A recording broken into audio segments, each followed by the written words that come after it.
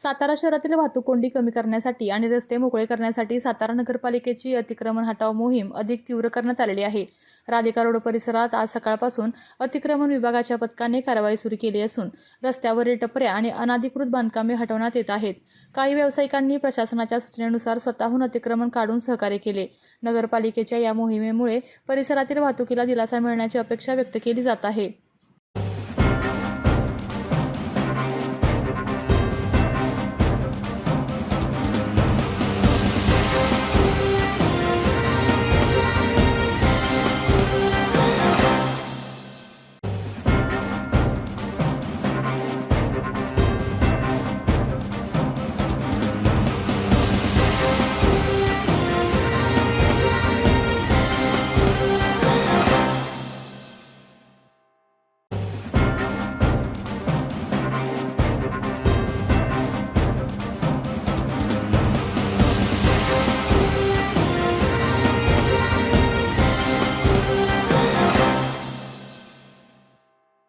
आपल्या तालुक्यातील जिल्ह्यातील बातम्या सर्वप्रथम पाहण्यासाठी आजच सातारा न्यूजला YouTube चॅनलवर सबस्क्राइब करा, लाईक करा, शेअर करा आणि बेल आयकॉन प्रेस करायला विसरू नका।